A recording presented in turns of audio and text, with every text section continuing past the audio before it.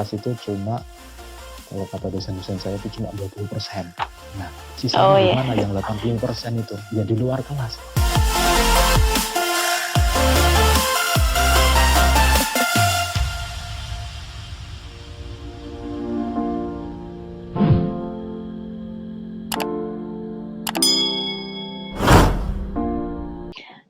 Assalamualaikum warahmatullahi wabarakatuh. Waalaikumsalam warahmatullahi wabarakatuh. Iya, selamat malam semuanya yang sudah bergabung di live Instagram penulis Bojonegoro bersama Bapak Muhammad Amin, MPD.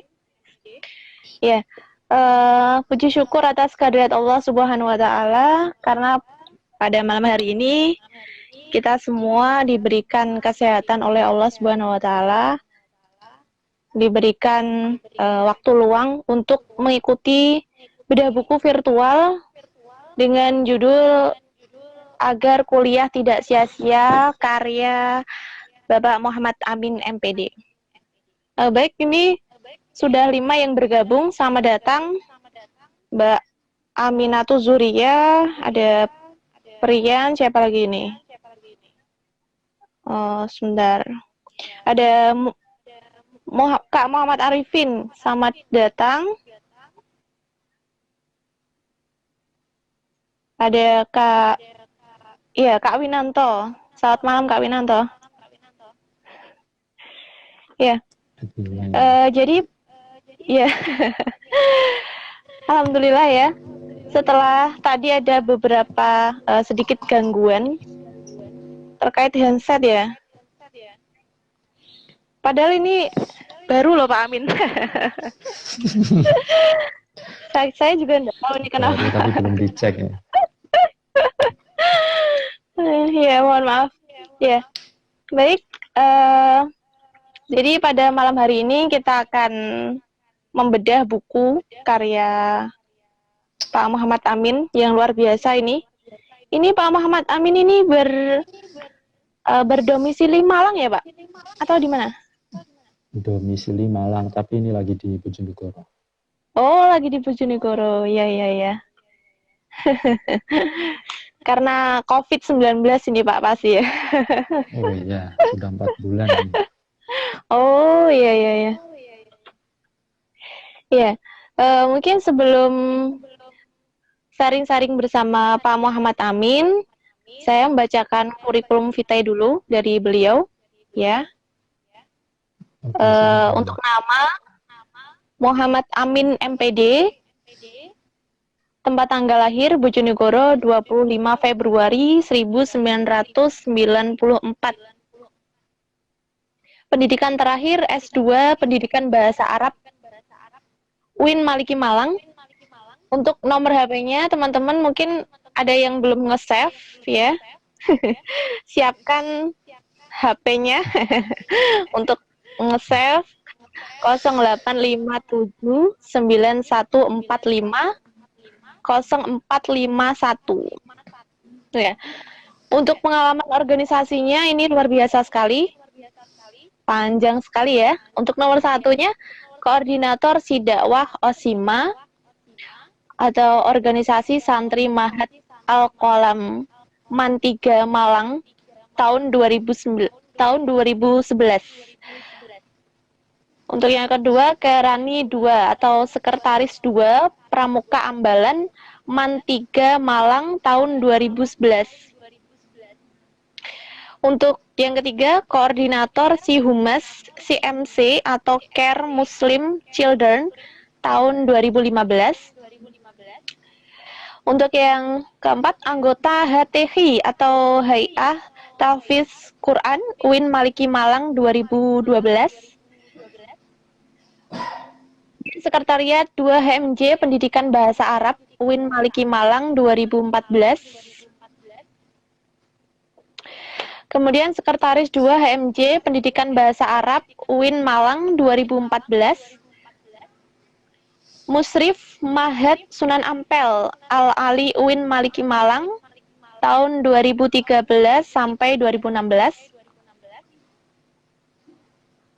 Kemudian Sekbid Organisasi IMM atau Ikatan Mahasiswa Muhammadiyah Komisariat Reformer Win Maliki Malang 2014.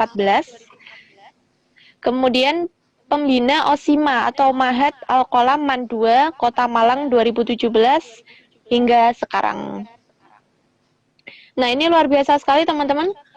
Kemudian untuk prestasinya yaitu beliau pernah meraih juara 3 debat bahasa Arab ICP Tarbiyah Win Malang tahun 2013. Kemudian yang kedua, juara 3 Musabakoh Ilqa Al-Kitobi Wal Kitobi dalam Syahrul Lughah tahun 2015. Kemudian wisudawan terbaik sarjana Win Maliki Malang pada bulan Oktober 2016. Panjang sekali ya.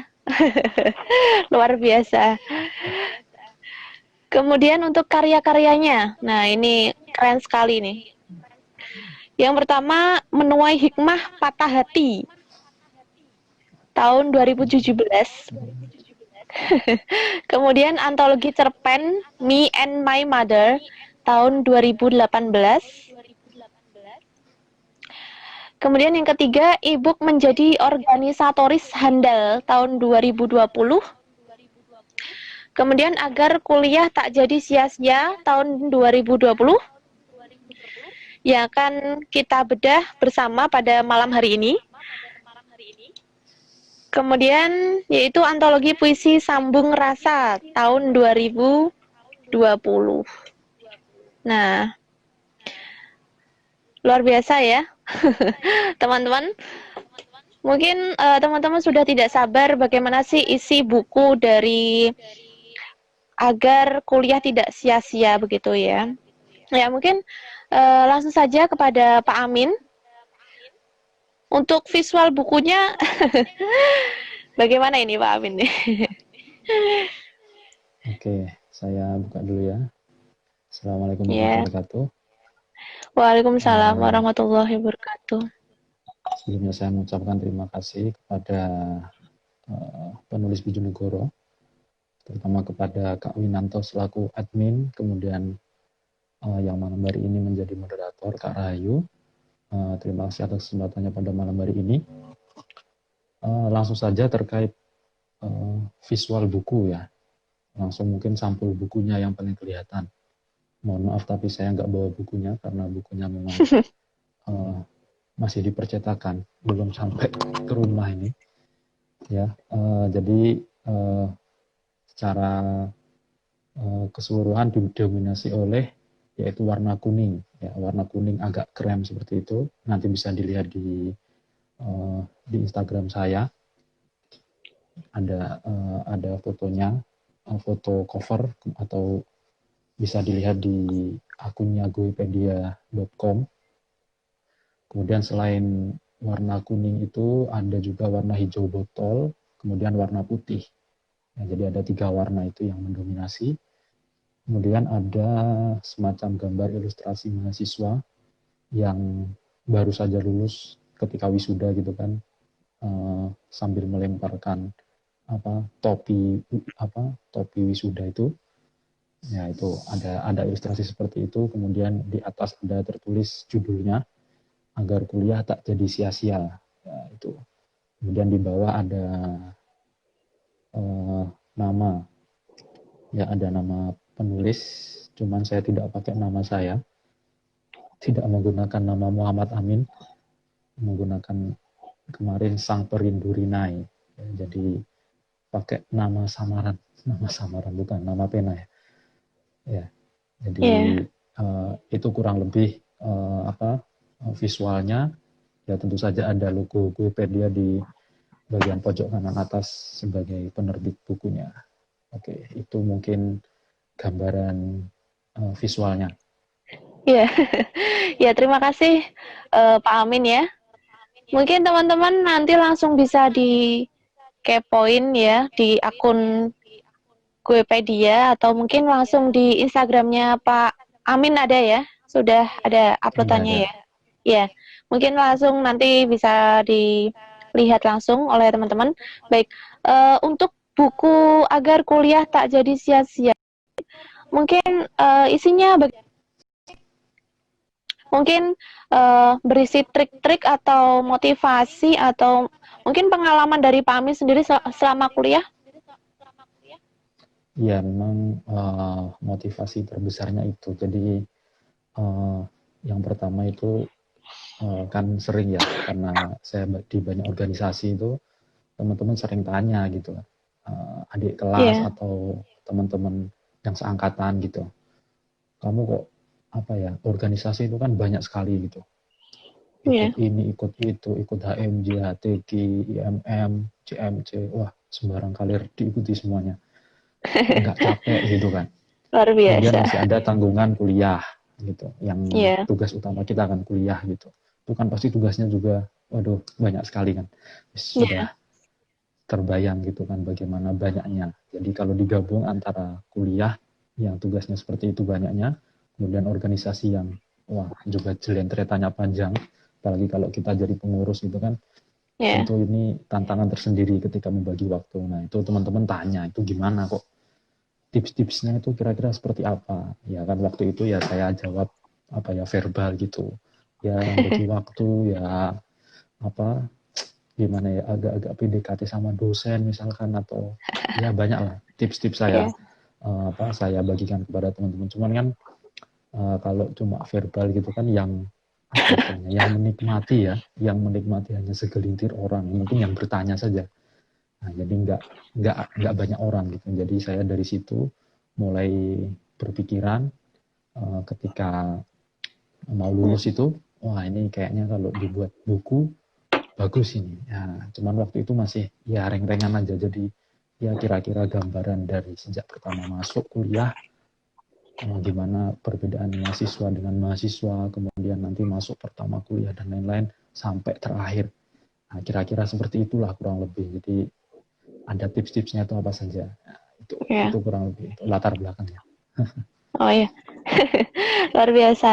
Eh, Mungkin di dalam buku itu juga ada alasan terbesar mengapa Pak Amin itu membuat tema tersebut. Kenapa tidak tema yang lain? Mungkin ada hal yang spesial menurut Pak Amin. Hmm, apa ya? Dulu itu ada pengalaman pahit yang kemudian menjadi alasan, kemudian berbuah manis, istilahnya seperti itu ya. Jadi Oh gitu. dulu itu Iya. ketika semester berapa ya? Semester 4 ya. Semester 4 itu kan kalau di UIN itu semester 3 4 ada kuliah bahasa Inggris. Wajib Oh kan semua iya. jurusan itu. Kecuali jurusan bahasa Inggris dan ICP bahasa Inggris. Iya. Nah, kemudian itu kan di akhir di semester 4. Jadi kuliahnya itu semester 3 masuk sampai semester 4 selesai. Nah, itu terakhir itu kan ada tes TOEFL ya, karena bahasa Inggris kan. Oh iya. Berarti Iya. ujian terakhirnya tes TOEFL. Nah, di tes TOEFL itu ya saya tidak mencapai yang diinginkan ya. Ya sudah lulus memang, cuman waktu itu saya bercita-citanya ya minimal dipanggil ke panggung lah. Jadi maksudnya Oh minimal iya. misalkan sejurusan atau sefakultas itu bisalah ada di peringkat atas gitu kan. Tapi ternyata impian itu kandas, istilahnya seperti itu, kandas di tengah jalan. Oh Tapi iya. nggak apa-apa, ya memang bahasa Inggris ya ya bisa, cuman memang tidak tidak bidangnya gitu kan. Nah dari situ semakin semangat gitu kan. Jadi merasa oh kalau di bahasa Inggris nggak bisa, mungkin ada di bidang lain. Nah, jadi Iya. gimana ini? Oke, berarti organisasinya saya polkan istilahnya, saya genjot habis-habisan sampai nanti selesai di semester 6 gitu. Dari mulai semester 3 saya bergerak di organisasi sampai semester 6, 4 semester itu. Kemudian, nah selain itu otomatis kan kuliahnya harus bagus istilahnya. Tugasnya harus Iya. diselesaikan, dan lain sebagainya seperti itu. Tanggungan-tanggungan kuliah harus beres semua dengan nilai yang sangat memuaskan gitu kan, sehingga nanti nah ini saya istilahkan dengan balas dendam gitu kan. Oh Jadi saya iya balas iya. balas dendam karena saya tidak dipanggil ketika wisuda di semester 4 itu, menjadi motivasi terbesar. Kemudian ya semangat tadi di organisasi, kemudian di kuliah, uh, mengembalikan kesemangat saya yang alhamdulillah pada akhirnya ya tadi sudah dibacakan oleh moderator, ya alhamdulillah di semester 8 skripsi, ya alhamdulillah bisa dipanggil benar-benar ke depan. Itu ya Oh. kebanggaan tersendiri. Nah, itu salah satu motivasi terbesar saya gitu. Jadi ya beralasan dari situ saya akhirnya ini benar-benar harus jadi buku ini. Benar-benar supaya membuktikan ke teman-teman semuanya bahwasanya kuliah itu bisa loh barengan dengan organisasi. Cuman ada tipsnya, ada triknya, gitu. ada caranya gitu. Nggak asal kuliah, nggak asal organisasi gitu. Kan kadang-kadang soalnya ada yang kuliah pulang Yeah. gitu kan, mahasiswa kupu-kupu. Ada yang kalau organisasi itu kura-kura, kuliah rapat, pulang kuliah rapat, Yeah. besok kuliah lagi.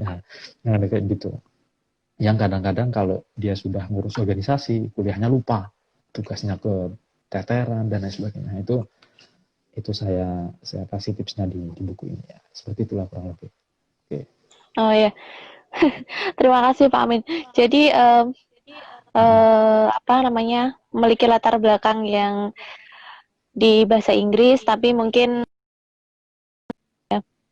belum cek. Suara saya terdengar Pak Amin? Iya, dengar. Silakan dilanjutkan. Halo? Dengar. Halo. Oh ya, Dengar loh. karena memang, oh ya, mohon maaf. Ya, mungkin karena mungkin Pak Amin lebih dominan ke yang bahasa Arab ya Pak Amin ya.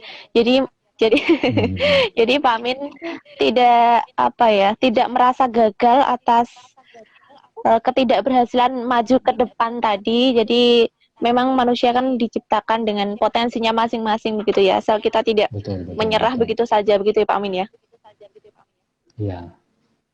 Ya, mungkin kadang begini Pak Amin, ketika teman-teman kuliah itu merasa kalau ya sudah aku kuliah saja, tidak usah ikut organisasi, karena mungkin nanti kalau kuliah sambil organisasi nanti dikhawatirkan terjadi ketimpangan begitu Pak Amin. Mungkin apa sih tips-tips agar menjadi mahasiswa yang bisa aktif, baik itu aktivis di organisasi atau aktif di akademiknya, itu gimana Pak Amin ya?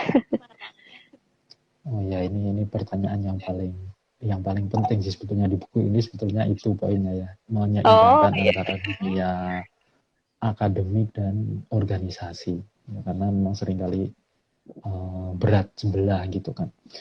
Ya. Ya kalau tipsnya sebetulnya dimulai dari bagi waktu sebetulnya ya kan, karena sebagai mahasiswa itu ya tanggungannya beda-beda antara jurusan satu dengan Ya. jurusan lain, otomatis tidak bisa dipukul rata gitu kan. Jadi harus benar-benar bisa bagi waktu itu. Ya mungkin kalau biasanya beban berat itu kalau bagi saya sendiri sih itu semester 5 dan 6 karena itu sudah gabungan teori dan prakteknya sudah Ya. rumit dan memang banyak lah istilahnya tugas-tugasnya gabungan antara itu, jadi mungkin berat. Jadi kalau misalkan teman-teman merasa keberatan untuk organisasi di situ, oke, mungkin ambil di awal gitu kan, di semester awal, mungkin semester bisa 1, 2, 3, 4 gitu, anggap saja seperti itu. Saya kira sudah cukup itu 2 tahun untuk pengalaman yang sangat banyak di organisasi. Nah itu jadi otomatis dengan begitu kan akan banyak pengalaman. Jadi yang sebetulnya yang dicari itu kita nggak cuma ilmu dok, maksudnya ilmu dalam kelas ya, karena kan ilmu dalam kelas itu cuma, kalau kata dosen-dosen saya itu cuma 20%. Nah, sisanya di mana yang 80% itu? Ya di luar kelas.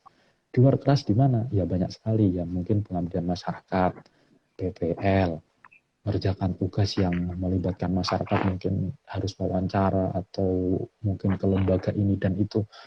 Cuman salah satunya juga adalah masuk organisasi itu. Nah, jadi organisasi itu juga salah satu, anggap saja tempat belajar. Nah, gitu kan. Jadi selain tadi di kelas sudah sudah dapatkan ilmu yang dan tugas-tugasnya itu sudah istilahnya jadi apa ya? Jadi punya milik kita lah, pribadi, anggap saja seperti itu. Nah, itu kan kurang gitu, tetap aja kurang. Karena nanti ketika di masyarakat nggak akan tiba-tiba ditanya, kamu bisa jelaskan tentang apa gitu, misalkan gitu, kan nggak mungkin Iya, seperti itu gitu kan. Di masyarakat otomatis misalkan gimana kita misalkan peka kepada lingkungan, gimana iya, kita pinter baca situasi misalkan, atau gimana caranya kita nggak canggung ketika ketemu kumpul sama warga misalkan. Nah itu kan butuh skill-skill khusus. Nah, ini perlu dilatih. Di mana latihannya? Ya di organisasi. Itu organisasi. sudah organisasi itu saya gambarkan berkali-kali saya gambarkan di buku ini miniatur kecil dari sebuah masyarakat. Itu kan. Kalau masyarakat yang kita Iya, mungkin pulang ke rumah itu kan ya otomatis majemuk ya, ketemu banyak orang. Cuman gimana supaya ketika di lingkungan yang besar itu kita terbiasa, ya kita yang kecil dulu. Di mana? Di organisasi. Itu kan ada ketua, yang saja ketuanya kayak ketua RT misalnya, sekretarisnya kayak iya, Pak Bayan gitu. Nah itu kan kita belajar di situ. Oh gimana sih kalau misalkan kita butuh ke ketua, harus sopan santun, harus nge-WA-nya tahu waktu misalkan, atau misalkan mau minta buat surat ke sekretarisnya kan nggak ujuk-ujuk, itu ada caranya pelan-pelan, iya. dijelaskan baik-baik. Nah, ya kurang lebih seperti itu. Jadi tadi bagi waktu ditentukan di semester berapa, mungkin masing-masing tahu ya di jurusannya masing-masing diperkirakan sendiri. Apakah di semester 1-2 cukup, 1 tahun, ya silakan. Kalau kurang, 2 tahun mungkin, atau sampai sepenuhnya, sampai 4 tahun penuh, Lulus. ya silakan. Itu tanggung jawab masing-masing kan. Ya itu pilihan masing-masing. Itu sih kurang lebih. Iya, luar biasa Pak Amin ini ya. Karena memang biasanya masalah mahasiswa di situ Pak Amin. Kurang bisa Hmm. menyeimbangkan antara yang mana yang kuliah, yang mana yang organisasi begitu. Terkadang ada ketimpangan seperti itu ya. Ya, Betul, untuk betul. selanjutnya mungkin ada hal yang menarik dari bukunya Pak Amin yang teman-teman yang melihat sekarang ini perlu tahu agar eh, ada tertarik begitu untuk membaca. Mungkin ada hal yang menarik menurut Pak Amin itu apa di situ? Oh, kalau di buku ini itu gambaran umumnya ya. Jadi dari depan itu ini tuh kayak timeline ya. Anggap saja buku ini dari awal Ya. membaca sampai belakang itu kita semacam kalau kita baru masuk kuliah gitu. Nah, ini mulai dari halaman pertama lah. Jadi Oh iya. seolah-olah buku ini itu memandu mahasiswa gitu kan. Jadi mulai di pertama itu kan yaitu tadi mengubah mindset siswa ke mahasiswa itu kan nggak mudah ya, ada perubahan pola pikir yang apa yang ya harus benar-benar berubah gitu. Siswa kan dicekoki, gurunya yang menjelaskan, ketika Ya. mahasiswa nggak bisa seperti itu, gurunya dosen menjelaskan sekelumit sekian persen saja, sisanya silakan cari di perpus, silakan cari di jurnal, Ya. silakan tanya teman, silakan tanya dosen yang lain. Ya, seperti itu. Jadi kemudian itu akan terus ke belakang. Gimana ikut organisasi, gimana tips termasuk apa ya, masuk di hari pertama kuliah. Nah, mungkin kan auranya pasti beda kan kalau dengan siswa gitu kan. Ya. Gimana ikut apa istilahnya ospek di kampus supaya menyenangkan. Ya alhamdulillah sekarang sudah tidak ada istilahnya perpeloncoan gitu. Kalau zaman saya dulu masih disuruh buat sembarang kalir ya, macam-macam yang nggak jelas itu. Nah, kalau sekarang alhamdulillah sudah nggak ada gitu. Nah itu ada tips-tipsnya juga supaya mengikuti yang Hmm. mungkin bagi kita aduh nggak penting banget ini, tapi ya tetap ada pentingnya gitu. Nah itu kita mengambil yang penting-penting itu kita jalani dengan menyenangkan seperti itu. Kemudian tadi ada tips-tips ikut organisasi. Kemudian juga mungkin kalau kita lelah ada istirahatnya juga. Saya jelaskan juga gitu. Jadi nggak cuma Oh, di buku itu mungkin orang kiranya, waduh bukunya ini terlalu serius ini. Masuk isinya tips-tips full ya. kuliah organisasi, enggak. Ada tips liburannya juga ada.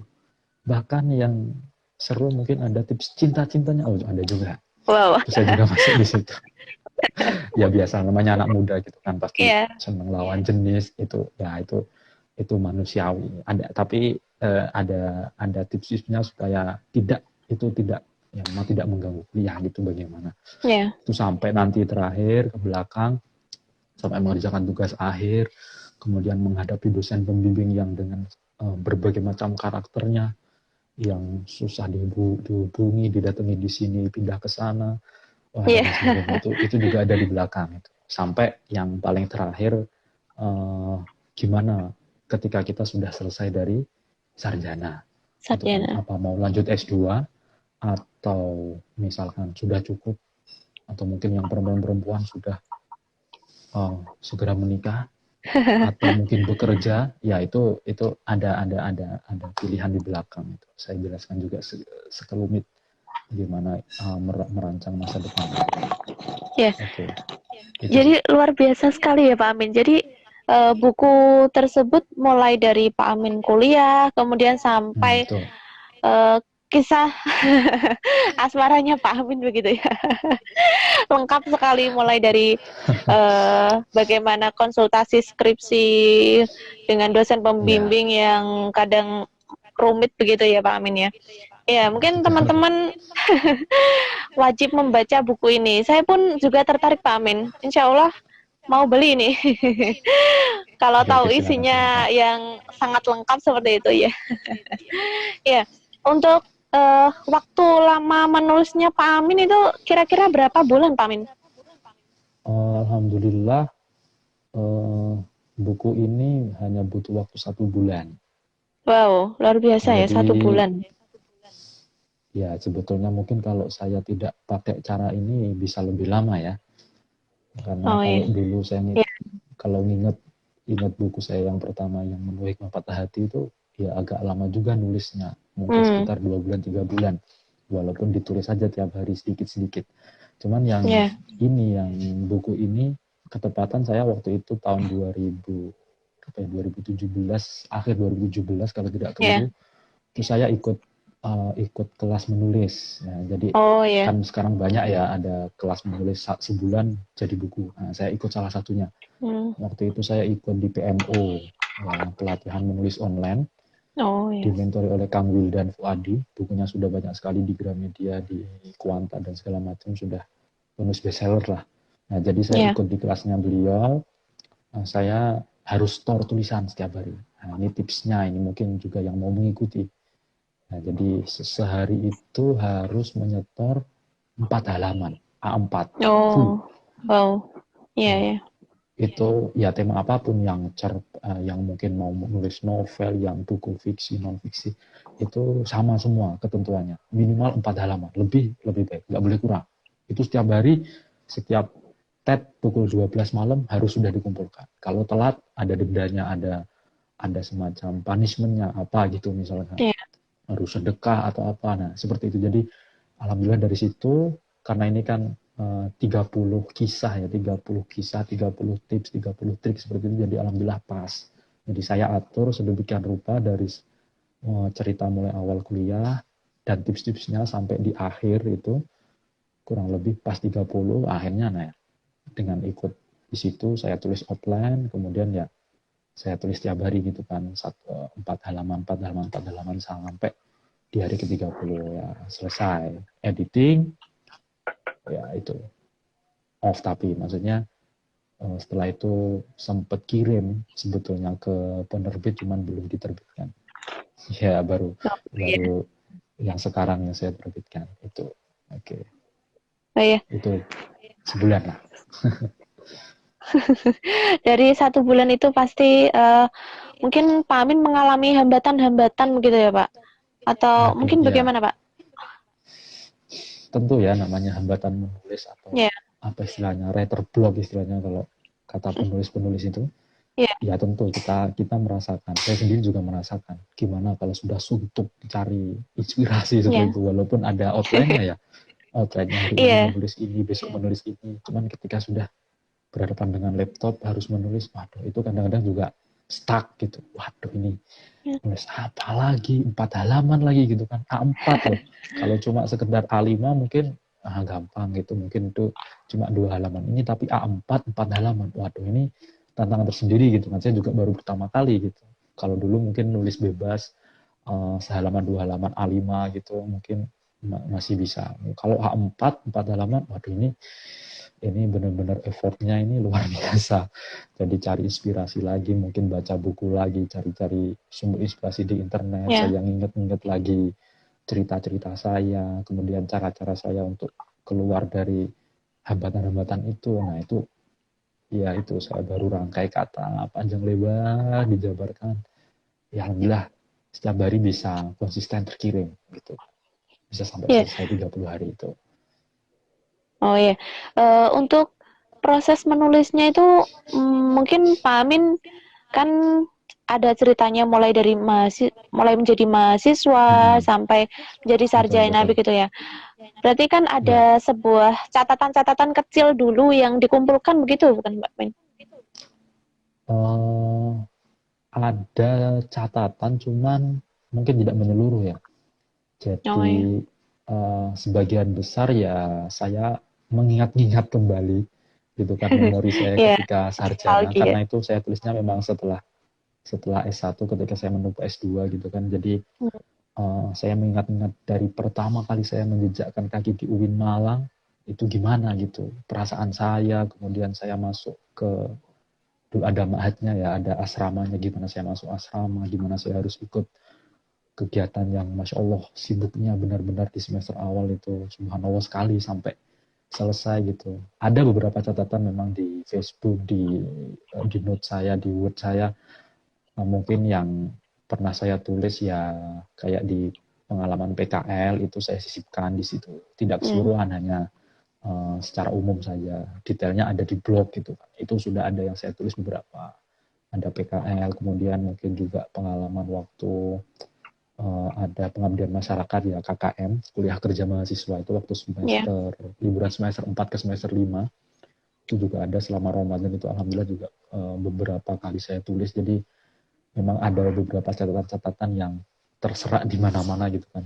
Beberapa di Twitter, di blog, di Facebook. Nah, itu saya kumpulkan satu persatu dan ya itu tadi sambil mengulik, mengulang-ulang, mengingat-ingat yang dulu pernah dilakukan dan dirasakan ketika kuliah itu. Ya. Nah, itu jadi sumbernya di situ inspirasinya.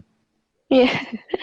Oh, terkait pengalaman ya, pengalaman menarik mungkin di buku itu juga disebutkan pengalaman yang Mhm. paling berkesan itu apa Pak Amin? Ada enggak di buku itu? Mungkin Pak Amin Kalau menuliskannya. yang paling berkesan yang Ya. pertama ketika PKL ya, PKLI istilahnya Ya. kalau di UIN itu, perkuliahan apa namanya sampai lupa, praktik kerja lapangan, Oh praktik ya, kerja lapangan PKL. integratif ya, kalau di UIN Hmm. ada tambahnya integratif. Hmm. Jadi waktu itu ada jurusan saya kan pendidikan bahasa Arab, jadi waktu itu ada Ya. pilihan, ada dalam negeri dan luar negeri. Nah, jadi waktu itu sebetulnya awalnya saya ngirimnya di dalam negeri. Ya udah ikut kayak teman-teman ditaruh di MI, SMP, yang ada bahasa Arabnya seperti itu kan, ngajar di dalam negeri. Cuman ketika sudah mau akhir-akhir pendaftaran yang luar negeri, saya ya biasa ngobrol-ngobrol sama teman-teman gitu kan. Ya. Tanya juga orang tua gimana. Akhirnya saya memutuskan pindah. Wis kayaknya ke luar Hmm. negeri lebih seru. Entahlah nanti kemana saya nggak tahu. Ya. Pilihannya waktu itu ada di Malaysia sama Thailand. Ya alhamdulillah Oh. bisa berangkat ke Thailand waktu itu awal 2016 Januari sampai, ya di bulan Januari ya, awal Januari sampai akhir Januari, sebulan itu benar-benar pengalaman yang tak akan terlupakan. Panjang sekali kalau saya tulis di mana itu, foto-foto, kemudian cerita-cerita waktu di Thailand, pengalaman-pengalaman berharga itu di blog. Alhamdulillah, itu seru sekali. Itu benar-benar, iya, salah satu mimpi yang menjadi kenyataan lah, seperti itu. Ya. Ada dalam salah satu list saya dan tercapai, itu yang pertama. Yang kedua otomatis ya yang tadi itu wisudawan terbaik itu, yang juga impian saya juga alhamdulillah jadi tercapai. Jadi itu yang bagi saya benar-benar dua momen yang sangat seru sekali. Itu kan yang pertama Ya. bisa kenal dunia luar, luar negeri, itu kan gimana berkomunikasinya, gimana budayanya, adatnya dan lain-lain, makanannya, jalannya segala macam. Kemudian juga yaitu yang di dunia akademik gitu. Itu mungkin dua hal yang paling ini. Untuk ke luar negerinya itu Pak Amin kemana Pak Amin? Mungkin bisa bercerita sedikit dengan teman-teman. Waktu itu ke Thailand. Alhamdulillah ke Thailand. Oh, iya, iya. Iya, itu kami sekitar ada 50 orang, hampir 50 orang itu satu fakultas ya. Di FITK, Fakultas Ilmu Tarbiyah dan Keguruan itu kita alhamdulillah dapat kesempatan untuk sebagai wakil dari kampus untuk ke sekolah-sekolah yang di Thailand Selatan. Ada di Chana, di Narathiwat, dan lain sebagainya lah di daerah selatan, Thailand Selatan kan, karena memang mayoritasnya Muslim di sana. Jadi kami mengajar di sekolah-sekolah itu. Itu sih menarik sekali. Iya, mungkin Pak Amin bisa cerita sedikit kenapa kok jadi salah satu apa namanya yang itu? dikirim itu. Yang dikirim Apa? ke Thailand. Duta Iya. ya. Iya, duta. Iya, saya nggak tahu sih. Dulu pertanyaannya hanya apa ya? Ya, yang saya ingat sih apa yang akan kita berikan kepada istilahnya sekolah Thailand itu, atau ketika kamu ke Thailand itu skill apa yang akan kamu, jadi skill yang sekarang kamu punya nanti kalau di Thailand mau kamu ngapain gitu. Kamu mau nanti mau buat misalnya kalau karena bahasa Arab gitu mau buat mufrodat atau mau buat video atau ngajarnya yang seru atau gimana. Nah itu saya di situ sih kayak gitu. Mungkin ya, saya juga nggak tahu karena penilaiannya cukup banyak sekali. Mungkin juga track record yang lain. Itu sih kenapa bisa dipilih sama teman-teman yang lain juga. Ya, tentu kan pasti jawaban-jawaban dari Pak Amin sangat memberi energi positif tersendiri begitu ya. Ada hal yang menarik yang Pak Amin sebutkan di situ.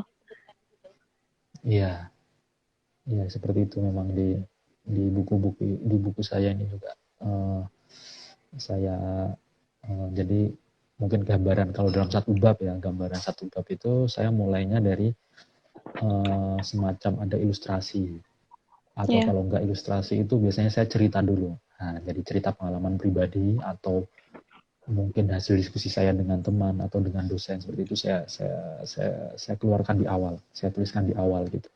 Gimana tentang fenomena yang di bab itu gitu. Nanti di akhir itu baru ada tipsnya. Ada satu kotak gitu kan, mungkin yang lagi ada di grup di grup Penulis Bojonegoro gitu kan, di WA grupnya Penulis Bojonegoro bisa melihat saya beri preview 15 halaman pertama dari buku saya ya, gambarnya seperti itu sampai belakang. Jadi di tiap bab saya mulai cerita-cerita dulu, nanti biasanya ada masalahnya, ada setelah masalah ada solusinya, terakhir ada tips-triknya gitu. Sampai ke belakang seperti itu sih memang isinya seperti itu. Iya. Ya, mungkin cukup itu saja ya Pak Amin. Kalau saya bertanya terlalu dalam nanti mungkin teman-teman kalau nggak ada dibeli malah karena sudah lengkap dijelaskan ya. Ya, mungkin teman-teman ada yang bertanya terkait bagaimana sih trik menulis ala Pak Muhammad Amin yang sangat produktif, yang sudah melahirkan banyak karya, baik itu buku dan sebagainya Pak Amin. Mungkin bisa sedikit berbagi. Tipsnya ya, tips menulis. Kalau tips menulis sih masing-masing punya gaya tersendiri ya. Kalau saya sih dulu yang paling pertama sebetulnya asal-asalan. Dulu waktu yang nulis karya pertama itu yang Hikmah Patah Hati itu ya saya pokoknya tulis aja yang keresahan hati saya begini saya urutkan begitu. Belum terlalu banyak tahu ilmunya waktu itu. Kemudian suatu saat saya ikut ya biasa ya berseliweran di grup atau di mana di Instagram gitu kan. Mulai banyak grup kepenulisan itu. Nah, saya ikut satu persatu itu.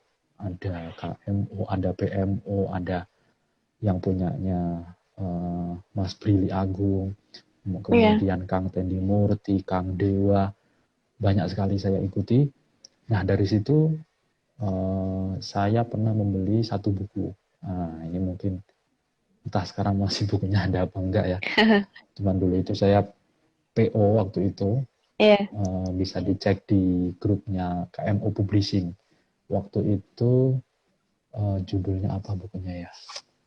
Bukunya itu Kitab Penyihir Aksara. Nah, betul. Bukunya Hmm. berjudul Kitab Penyihir Aksara. Itu yang menulis Mas Brili Agung bersama tim. Iya. Bukunya sedikit berbeda dengan yang lain gitu. Cuman seru. Intinya dia benar-benar tips menulis, bagaimana gambaran mengapa menulis, kemudian apa itu menulis, dan cara menulisnya. Mulai menulis buku, menulis film, novel, cerpen, lengkap di situ. Nah, alhamdulillah dari buku itu, karena yang tadi awalnya tulisan-tulisan berserakan kan, tulisan-tulisan macam-macam gak karu-karuan. Iya. Jadi dengan buku itu alhamdulillah saya sedikit terbantu. Saya ada sedikit inspirasi. Oh, ternyata menulis buku itu begini. Nah, saya ikutilah langkah-langkahnya. Buat premis, kemudian buat mind map, buat outline, kemudian nulis setiap hari sesuai outline sampai selesai.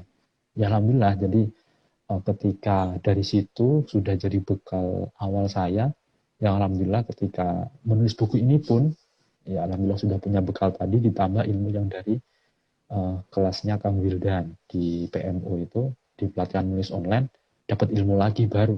Ya tips menulis juga dalam 1 bulan. Jadi Iya. semakin banyak referensinya, ya alhamdulillah. Jadi semakin banyak cara lah istilahnya untuk bisa menulis. Nggak hanya cuma menulis buku, entah menulis artikel, cerpen, novel, atau apapun lah yang ingin teman-teman itu tulis. Seperti itu, Kak. Iya. Iya, terima kasih, Kak. Memang Oke, semangat menulis sama-sama. itu kadang naik turun ya, Kak ya, karena memang semangat menulis itu tidak semua orang bisa merasakan nikmatnya menulis begitu ya. Jadi ikut Betul. komunitas seperti komunitas penulis Iya. Bojonegoro ini tentu Nah, ini sangat juga penting. positif untuk menjaga keistiqomahan kita dalam semangat literasi begitu Kak ya. Iya, semangat-semangat. Apalagi kira-kira ya yang perlu saya kepoin ini dari Kak Amin. Silakan. Ya, Mau tanya apa lagi? mungkin mungkin sarjana zaman sekarang sebelum lulus itu kadang Hmm. bingung nggak? Saya harus setelah Ya. sarjana saya harus kemana? Atau mungkin ada yang merasa bahwa ini Kak siapa ya? Kak Winanto tanya ya. Bagaimana Winanto kalau tanya tadi. rasanya Ya, itu ya. ya mahasiswa pada saat lulus menganggap ia salah jurusan ya ketika mengalami rasa yang kurang pas ketika pengangguran. Nah ini gimana ya Pak Kamin? Nah, ini permasalahannya sebetulnya dari sebelum kuliah ini sebetulnya. Kalau Oh mau ya, ditarik ke belakang sekali ya, iya, ditarik ke paling belakang mungkin masalahnya ada di sebelum kuliah. Jadi dia ada miss gitu ketika mau masuk kuliah. Ya, itu kesalahan mungkin ya ini prediksi saja. Mungkin ada di iya, sana. Kan kadang-kadang karena kita masih ya baru mentas dari siswa istilahnya kan dari iya, SMA, SMA, MAN atau SMK misalkan, mungkin kita bingung gitu. Waduh, ini mau masuk kemana? Mau masuk kejuruan, mau masuk D3, S1, atau langsung kerja, atau aduh bingung. Nah, kadang-kadang, nah ini orang tuanya juga punya keinginan lain. Nah, disinilah kadang-kadang jadi masalah. Kalau tidak dipecahkan di sini, ini merembet ke belakang, ini nggak enak. Jadi ini harus ada kesepakatan dulu gitu. Mungkin teman-teman yang sekarang lagi lulus SMA, lulus iya, MAN, atau mungkin yang tahun depan, ini bisa dipersiapkan. Jadi mulai sekarang teman-teman bisa istilahnya uh, komunikasilah dengan orang tua, diskusi. Pak, saya mau ke sini, Pak, saya mau S1, saya mau begini, saya mau begitu. Mungkin nanti bapaknya akan ngomong lagi orang tuanya, oh gimana kalau mau begini ya?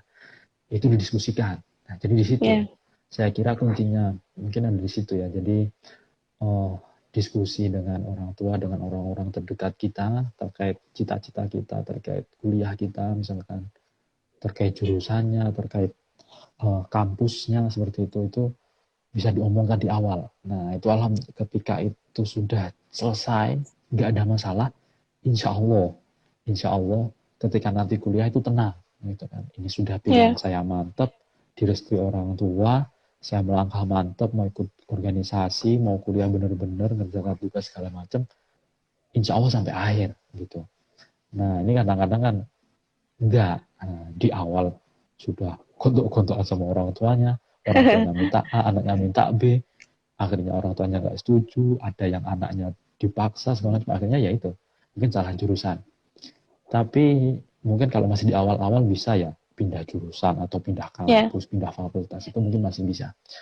Cuman kalau sudah terlanjur, nah ini sudah terlanjur. Nah ini gimana? Ini bagaimana? Ini kalau saya memperhatikan teman-teman saya sendiri ya, itu mungkin kalau yang kayak gini itu kalau pertama mungkin opsinya kalau misalkan pengen tetap pengen mendalami sesuatu gitu, misalkan kamu awalnya di pendidikan, awalnya mungkin pendidikan bahasa Inggris atau bahasa Arab lah misalnya kayak saya, bahasa Arab ini tapi nggak cocok kamu, aduh saya nggak suka bahasa Arab ini, kok bisa jadi pendidikan bahasa Arab. Nah, ternyata senangnya di bahasa Inggris. Ya silakan nanti ketika setelah lulus S1 silakan magang misalkan di kampung Inggris, belajar lagi bahasa Inggris, jadi mentor di sana. Nah itu kan bisa, misalkan kalau mau mendalami lagi, atau mungkin ambil kuliah yang masih setara, ambil di bahasa, ambil di linguistik, atau di pendidikan, itu mungkin yang mau mendalami keilmuannya ya. Kedua, kalau misalkan dia sudah langsung ke dunia kerja, nah ini ya lain lagi ceritanya, ya bisa ikut kayak biasanya ada kayak bimbingan teknis ya, ada kayak pelatihan yang itu menjurus ke istilahnya menjurus kepada pekerjaan yang akan kita ambil gitu. Nah itu bisa diikuti gitu. Nah, ada yang gratis, ada yang kita bisa cari ilmunya di internet juga, kita bisa ikut kelas-kelas yang berbayar juga. Nah mungkin itulah kurang lebih solusinya gitu. Kalau misalnya benar-benar tadi sudah salah jurusan, sekarang bagaimana? Ya, dicari potensinya yang lain. Nah, kemudian belajar lagi di situ gitu. Nah, gitu kan dengan berbagai caranya, entah dari internet, dari YouTube, baca-baca blog dan lain sebagainya lah. Ikut kelas-kelas tadi juga bisa. Itu mungkin gambarannya sih. Kalau pendapat saya seperti itu. Mungkin teman-teman ada yang ditanyakan lagi, silahkan menulis di kolom komentar ya. Kita santai saja Kak Amin ya. Siap, santai nih. Ngobrol-ngobrol malam minggu produktif. Siap.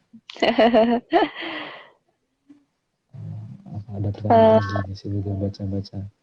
Dari mana ini? Mungkin bisa lewat Japri saya juga boleh ya. Kalau mungkin pertanyaannya malu komentar bertanya di grup. Ya, mau komentar di sini juga nggak apa-apa. Silakan dikirim ke moderator atau di chatnya penulis Bojonegoro mungkin. Iya. Sudah ada pertanyaan lagi nih. Ya, sepertinya enggak ada ini ya. Kim. Nah ini, Kak Amin gimana kabarnya ini dari Sabo Mukhlis? Sabo Mukhlis. Sebentar. Saya tak baca-baca. Ini, saya tak baca-baca. Azam Rahmatullah ini santri saya ini. Oh iya. Insya Allah lanjut S3. Kapan-kapan. Kurnia Rizwanza. Wah, teman kakak kelas saya ini. Masih gontor ini. Waalaikumsalam. Akhirnya bertemu live ya Kak ya? Iya. Mana lagi? Sudah ya. Pertanyaan di atas sudah, Kak Winanto. Enggak ada lagi nih pertanyaannya. Lancar semuanya Kak dari Mas Fat ya. Terima kasih. Ya, oke. Bojonegoro gimana kabarnya? Wah, baik. Bojonegoro aman. Ini teman MI saya ini kayaknya Sabu Mukhlis. Oh iya. Iya. Kepatihan dulu tahun 2000. Tahun 2000 sampai 2006. Waduh. Kak Fikri, Oke, selamat oke, datang oke. Kak Fikri. Sepertinya Iya. kalau live-nya semakin malam itu yang bergabung semakin bertambah ya Kak ya. Iya, nggak tahu lah ini. Rima Handmade. Iya. Waduh. Ingat dia. Oh iya bener, anak Aceh betul. Muklis. Oke, oke. Salam ke Aceh. Salam dari Awal Bojonegoro untuk proses. anak Aceh. Ya. Ya, oke. Amanah Sri. Dari Mas Fa ini mungkin Kak Amin kenal nggak ya? Maaf nggak bisa ikut Siapa ya? hingga akhir. Kuota nggak ada katanya. Mas Ya Fa siapa semoga nih? Aduh, saya diberikan harus buka kuota. linknya. Sebutin namanya lengkap. Insya Allah nih. Kalau cuma akun apa Ya. add ini kadang-kadang saya keliru, nanti keliru mention nih. Berbahaya. Ya mungkin sambil menunggu yang bertanya Kak Amin ya. Mungkin Oke, oke. eh, mungkin Kak Amin bisa memberikan apa ya, motivasi bagaimana sih agar menjadi mahasiswa yang berprestasi, banyak karya, kemudian juga aktivis yang seperti itu. Mungkin Kak Amin. Oke. Motivasi lagi. Apa ya? Jadi ya mungkin Mbak ngambil dari buku ini juga beberapa, kemudian juga ya pengalaman saya pribadi otomatis selama kuliah S1 gitu kan, gimana caranya bisa menyeimbangkan itu. Tadi sudah saya sampaikan di tengah-tengah tadi, sudah saya singgung sedikit. Yang pertama otomatis terkait Ya. mengatur waktu gitu, manajemen waktu itu yang saya kira paling penting ya. Jadi gimana kita mengatur waktu di jurusan apapun itu, kita harus bisa menggunakan waktu itu dengan baik. Kapan kita tahu kapan harus masuk kuliah, kapan harus mengurus organisasi, kapan harus mengerjakan tugasnya, kapan harus ya barangkali ada yang ngopi dengan temennya, ya itu kita atur, karena kadang-kadang mahasiswa ini banyak godaannya. Nah ini yang Ya. saya tulis juga di buku saya. Jadi banyak tergiur dengan teman-teman ini. Nah ini milih teman ini juga penting gitu. Jadi semua boleh dikenal, kenalan dengan semua orang silakan, cuman yang jadi teman dekat ya, sahabat kalau disebutnya itu kan, best friend gitu, close Ya. friend, teman-teman yang benar-benar karib gitu. Teman karib itu yang baik-baik saja, yang mungkin kalau mungkin teman-teman ini penulis ya, ya cari teman-teman yang benar-benar penulis, tulisannya sudah bagus, dimuat di koran, di media, di Ya. mana-mana, sudah melalang buana ngisi pelatihan di sana-sana. Nah, itu silakan diikuti, ditanyai, bukunya dibeli, semacam itu. Nah, itu juga kan mendukung gitu kan. Jadi kita saling mendukung. Gitu. Nanti kita akan dapat aura positifnya. Nah, gitu kan. Jadi tadi ini jadi tips kedua ya. Jadi pertama tadi ngatur waktu, yang kedua cari teman. Temannya yang benar, jangan yang keliru ini. Ya baik teman itu mungkin mengerjakan tugas gitu kan, ataupun teman di organisasi, itu juga harus dipilih-pilih. Tuh. Ya kalau hanya sekedar tugas organisasi ini itu yang bisa dikerjakan di kantor, ya cukup di kantor misalkan. Yang harus dibawa pulang atau harus mungkin ya kalau sekarang kayak kita ini mungkin work from home seperti itu kan, ya Ya. ya harus dikerjakan itu kan. Tapi teman-temannya harus produktif, harus mendukung gitu. Nah itu seperti itu. Kayaknya ada pertanyaan ini Kak. Iya, Siapa dari ini? Kak Winanto ya. Wow. Pertanyaan kedua, bagaimana langkah kita semisal punya peluang besar di luar negeri sebagai penulis yang mempunyai prestasi, namun orang tua tak mengizini. Nah ini Wah, gimana Kak? aduh. Punya peluang besar di luar negeri sebagai penulis yang Ya, punya prestasi tapi orang tua tidak mengizini. Waduh, ini berat ini. Ini mungkin masalah antara cita-cita ya, atau restu orang tua. Waduh, kok kayak apa sih? Gimana ya kalau kalau saya ini hasil dari nonton film dan baca buku. Waduh. Jadi mungkin gimana ya? kita tunjukkan dulu apa istilahnya, hasilnya. Jadi kan mungkin orang tua itu tidak mengizini karena bisa jadi tidak melihat hasilnya. Apa Belum sih hasilnya ada menulis? bukti gitu ya. Ya, belum ada bukti konkretnya. Kamu belum bisa berangkatkan haji orang tua, belum bisa berangkatkan umroh, belum bisa belikan mobil, belikan rumah, belikan tanah misalkan. Kamu gitu mau ke luar negeri, mau ngapain di sana? Misalnya seperti itu. Nah itu. Jadi mungkin pertama ya kita membuktikan itu dulu. Nah gitu kan, kita tadi belajar itu tadi, belajar ikut kelas menulis dan segala macam. Lah karena kan orang ini melihat biasanya, ya mayoritas kita semuanya lah, itu melihat orang itu pasti dari lahiriahnya gitu. Gimana lahiriahnya itu mencerminkan dia itu benar-benar berprestasi. Gimana sih kalau misalkan kamu penulis berprestasi, oh berarti karyamu banyak, dibaca banyak orang, kamu sering diundang seminar, kamu misalkan sering ngisi seminar literasi, nah itu nanti orang tua percaya gitu, royaltimu banyak, wah itu orang tua semakin percaya, ini loh Pak, rekening saya nih, ini uangnya segini, ini bagaimana, saya mau keluar negeri, boleh apa enggak, ini cara tidak halus itu, ya mungkin ada diskusi-diskusi juga ya, jadi tadi itu mungkin salah satu cara juga memang kita dengan cara menunjukkan hasilnya gitu. Kita pahamkan juga ke orang tua gitu, karena kan mungkin pemahaman orang tua kita itu berbeda dengan kita. Nah ini mungkin yang jadi gap gitu. Kita sebagai generasi mungkin rata-rata generasi Y, generasi Z sekarang, kita berpikirannya maju, cepat, digitalisasi, teknologi. Orang tua kita nggak nyampe gitu. Kok bisa kamu itu bisa keluar negeri? Gimana caranya? Saya loh, bapak aja dari dulu sampai sekarang nggak bisa keluar negeri misalkan. Gitu. Orang tua nggak bisa, kamu kok bisa?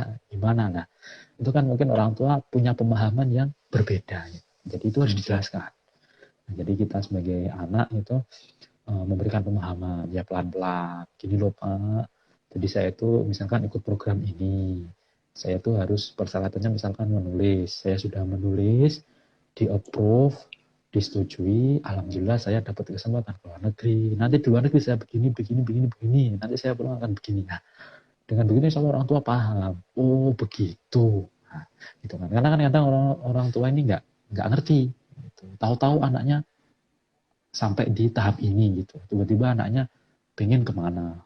Tiba-tiba anaknya pengen kerjaan misalkan. Ini nanti banyak, nggak cuma cita-cita ya.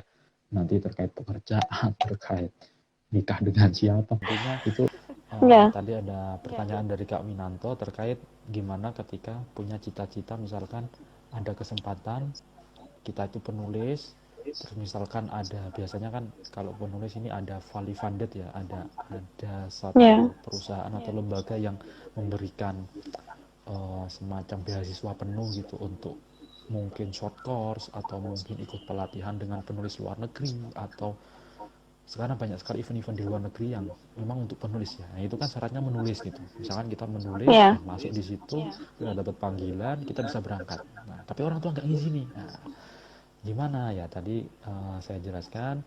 Jadi kita memahamkan ke orang tua. Nah, itu pelan-pelan gitu. Jadi orang tua ini mungkin kan kurang paham. Gimana sih anaknya kok bisa sampai ke luar negeri? Kok cepat sekali? Loh kok bisa gratis? Padahal kan keluar negeri mahal gitu. Bikin orang tua mungkin seperti itu. Ke Amerika, ke Eropa, waduh ini kan uangnya jutaan, puluhan juta, belasan juta. Dari mana? Gak punya uang nih. Loh Pak gratis Pak misalkan. Seperti itu. Nah itu kan mungkin perlu pemahaman lagi tuh orang tua. Intinya seperti itu sih. Diskusi dengan orang tua. Biar ketemu jalan tengahnya gimana. Atau mungkin kita bisa berangkat dari itu, ditunda beberapa kesempatan lagi atau bagaimana, ya itu nanti keputusannya di akhir gitu sih. Ya, terima kasih Pak Amin atas jawabannya. Oke. Tadi sekilas ada yang tanya sebenarnya, tapi siapa ya, akunya lupa. Tapi saya agak memahami pertanyaannya sih. Ya, bagaimana ijazah antara skill itu penting mana Kak Amin? ijazah dan Mungkin berapa persennya gitu, ijazah digunakan berapa persen, kemudian skill berapa persen gitu. kalau bagi Agak saya susah. pribadi, Ya, iya susah sih. Ini berat ini pertanyaan berat sih. Tapi nggak apa-apa. Oke. Jadi berapa persen antara ijazah atau skill? Kalau saya semuanya 100% ya. ya, Karena gini, di dunia perusahaan itu, ya walaupun saya belum pernah di perusahaan, di dunia kerja lah, lebih seperti itu.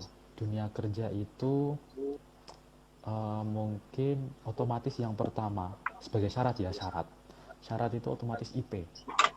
Nah, kalau IP saja nggak nyampe, otomatis udah langsung ditolak gitu kan.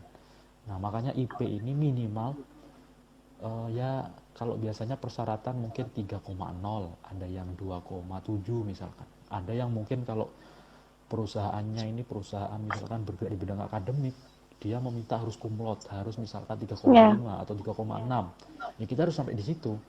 Itu syarat gitu kan, karena itu syarat gitu. Jadi teman-teman yang sekarang masih kuliah diingat-ingat nanti mau kemana, syaratnya seperti apa. Nah itu otomatis sebagai syarat otomatis akan butuh yang namanya ijazah. Itu sudah pasti. ya, Insya Allah semuanya bahkan eh, ya yang pekerjaan-pekerjaan yang remeh-remeh pun itu tetap butuh yang namanya ijazah gitu kan. Entah itu ijazah SMP, SMA, S1, S2, S3 itu tetap dibutuhkan gitu.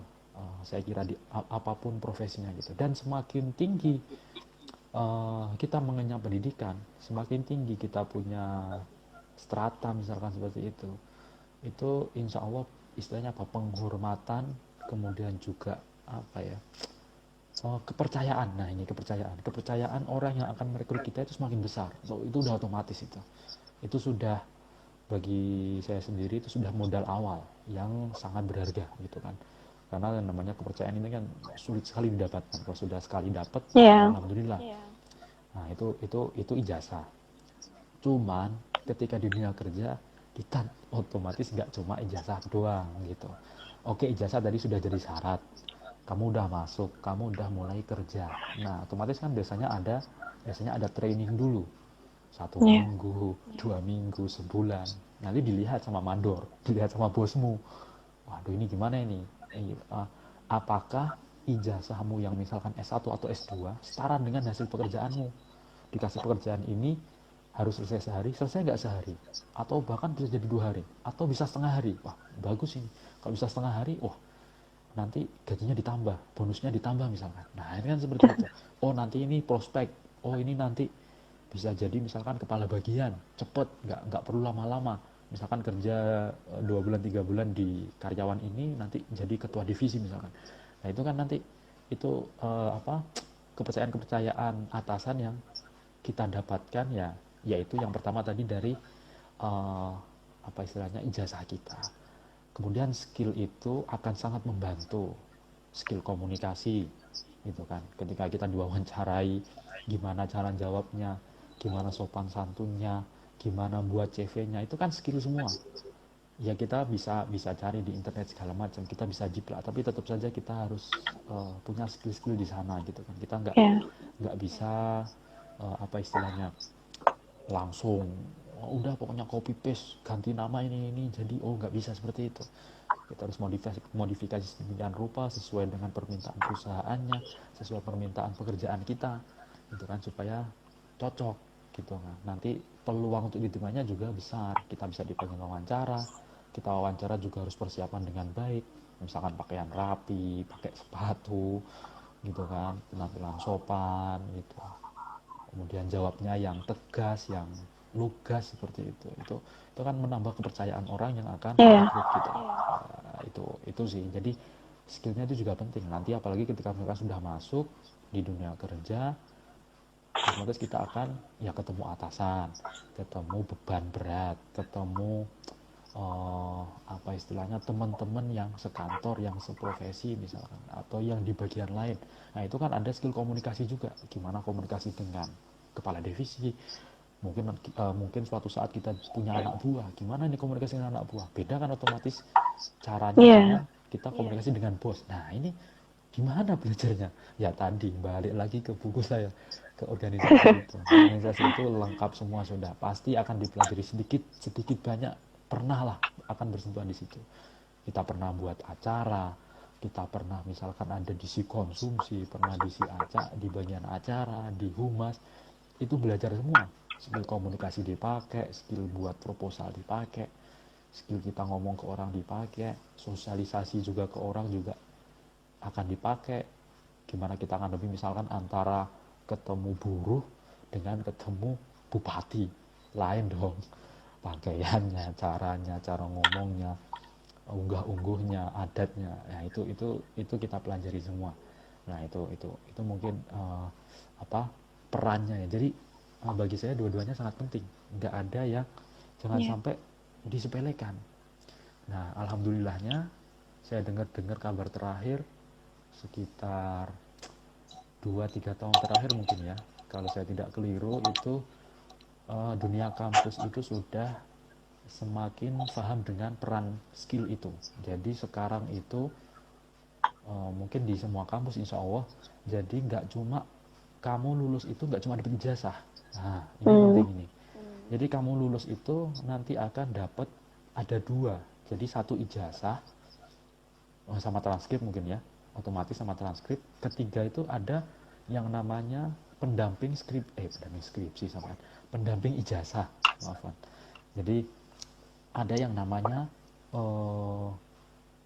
piagam lah atau apalah namanya, sertifikat lah ya, atau apalah namanya saya nggak tahu, sertifikat pendamping ijazah. Nah, isinya apa di situ? Nah, di sana isinya adalah pengalaman kamu selama kuliah. Kamu misalkan pernah ikut lomba A, walaupun peserta aja nggak apa-apa, ditulis di situ peserta lomba menggambar misalkan. Yang bisa jadi ada lomba menulis, atau misalkan yang lebih ilmiah mungkin penerima beasiswa atau penerima hibah penelitian fakultas misalkan, atau jurusan atau kampus gitu. Nah, itu kamu masukkan di situ. Jadi kita sebagai mahasiswa itu selain punya ijazah tadi akan punya pendamping yang itu juga akan dilihat orang ya gitu. Jadi sertifikat pendamping ini akan memperkuat kepercayaan orang yang akan butuh ke kita gitu. Misalkan kita daftar pekerjaan, kita misalkan guru bahasa Arab, mau jadi guru bahasa Arab misalkan, kita di pendidikan bahasa Arab gitu, kita masukkan lamaran ke sekolah A. Nah, dengan adanya tambahan sertifikat tadi, itu akan semakin orang, bagus ini, ternyata dia jadi misalkan pernah ikut lomba debat bahasa Arab. Wah, ini nanti kita bisa jadikan misalkan akan melatih debatnya anak-anak, supaya nanti kalau ada lomba debat, anak-anak bisa ikut, bisa berpartisipasi. Nah, ini kan bagus. Nah, ini alhamdulillah semakin penting. Jadi dua-duanya karena penting, jadi itu bagus ya. Jadi ijazahnya penting, kemudian yang kedua tadi yang skill itu juga penting. Jadi jangan sampai disepelekan ya, diusahakan berjalan selaras begitu. Wah, maaf sekali bapak saya. Terima kasih, sangat gamblang sekali Pak Amin. Ya, mungkin ini yang bergabung sudah hilang ya. Sudah mungkin ada keperluan lain. Iya. Baik Pak Amin, mungkin cukup itu saja ya. Bedah buku virtual pada malam hari ini. Mungkin ada quotes dari Pak Amin untuk memotivasi teman-teman, karena memang nanti video ini akan saya share di IGTV. Jadi yang belum menyimak nanti bisa menyimak. Iya. Mungkin closing statement kali ya. Ya. Ya, jadi intinya ini terkait menulis dulu mungkin, karena ini ketepatan di grupnya penulis Bojonegoro. Jadi insya Allah di grup ini kita akan nanti ke depan akan ada banyak program menulis ya. Kemarin sudah diawali dengan antologi seperti itu. Jadi menulis itu intinya adalah tidak muncul dari keturunan ya. Mungkin ada yang mengira, waduh, nulis ini ada keturunan penulis. Apakah anaknya Asma Nadia nanti otomatis jadi penulis? Ya nggak tahu juga. Ya kalau belajar dari ibunya penulis, bapaknya juga penulis, ya bisa jadi dia penulis. Atau ya kalau belajarnya lain ya belum tentu. Nah jadi menulis itu uh, ya mungkin ada bakat sedikit, tapi cuman yang lebih besar adalah kemauan kita untuk belajar. Ya itu kemauan, usaha kita, semangat kita untuk terus belajar, menggali ilmu, cari ilmu, untuk menulis itu yang paling penting. Untuk terus praktek menulis, ya itu yang paling penting. Kemudian juga ketika menulis, tuliskan hal-hal yang bermanfaat, ya bermanfaat untuk kita pribadi, untuk masyarakat kita, keluarga kita, untuk komunitas kita, ya gitu kan. Kemudian mungkin untuk tipsnya, ya tulis yang dekat-dekat dulu lah, tulis yang sekitar kita dulu. Mungkin dulu kita, mungkin kalau di zaman-zaman orang tua kita itu, atau mungkin zaman-zaman saya juga waktu masih SD SMP itu, kita punya namanya buku diary. Nah itu Yeah. mungkin teman-teman juga punya ya. Kalau sekarang bisa beralih lah, kalau sekarang mungkin ada notes di HP, atau mungkin ada banyak sekali di HP aplikasi-aplikasi seperti itu, ada Notion, ada Notes, kemudian mungkin juga bisa nulis di blog, di Facebook, di Instagram juga bisa sekarang jadi wadah menulis, udah banyak sekali seperti itu. Nah itu tulis yang dekat-dekat aja dulu, yang ya kalau kita misalkan anak pendidikan, tulis tentang pendidikan, kita anak mesin, tulis aja tentang mesin, pasti akan menarik karena itu kita paham betul gitu. Nah, jadi tulis yang dekat dengan kita, tulis yang apa yang benar-benar kita pahami, kemudian otomatis tinggalkan zona nyaman, karena namanya menulis ini juga sama dengan Yeah. profesi yang lain. Kita membutuhkan usaha keras, kita nggak bisa leha-leha gitu kan. Namanya pengen hasil maksimal, usahanya juga maksimal. Nah gitu kan, jangan mengambil cara instan gitu kan. Kita ini butuh waktu yang panjang, gitu kan, karena yang instan-instan itu biasanya nggak sehat, nggak baik. Mungkin awalnya Yeah. kelihatan baik, kelihatan besar, kelihatan mungkin punya uang banyak, tapi itu biasanya nggak bertahan lama karena kita dapatnya instan. Cuma misalkan ya buat buku bikin-begini ngawur-ngawur, diterbitkan segala macam nggak jelas, jadi jangan seperti itu. Kita nggak ikut kelas, nggak ikut apa, nggak tahu tipsnya, kita juga tulis aja nggak jelas gitu. Jangan, nanti kita juga sebagai penulis itu juga punya tanggung jawab pribadi, itu kan tanggung jawab kita kepada Allah Subhanahu Wa Taala. Terus segala tulisan kita juga harus kita lakukan seperti itu kan juga beban mental juga gitu. Kita juga punya Yeah. beban moral gitu. Nah itu juga perlu diperhatikan bagi teman-teman yang ingin menjalani profesi sebagai penulis. Oke, mungkin itu closing statement dari saya. Yeah. Terima kasih. Terima kasih Pak Amin. Oke, Luar biasa. sama-sama. Pada malam hari ini kita sudah bedah bukunya Pak Muhammad Amin MPD, agar kuliah tak jadi sia-sia. Jadi untuk teman-teman yang sedang mendengarkan live kami, mungkin saya akan memberikan sedikit kesimpulan dari Pak Amin, yaitu tips kuliah dan menjadi aktivis organisasi. Yang pertama yaitu harus bisa membagi waktu, kemudian apapun jurusan kamu harus tetap menggunakan waktu dengan baik. Kemudian untuk memilih teman, jadi tidak asal-asal memilih teman begitu ya. Jadi teman yang bisa mendorong kita pada kebaikan-kebaikan dan juga semangat untuk berkarya. Ya, kemudian untuk yang terakhir yaitu menulis itu sebenarnya bukan 100% bakat, tapi berawal dari kemauan yang kuat, semangat, kemudian terus berlatih, karena menulis itu bukan seperti apa ya, ilmu sihir yang satu Sekejap langsung jadi laku gitu. sekejap langsung jadi, karena memang semua itu butuh proses Ya, proses betul. agar bisa menghasilkan sesuatu yang lebih baik. Tulis yang dekat saja, kemudian ya karena menulis itu adalah jalan sunyi ya, jadi kita harus berproses, jangan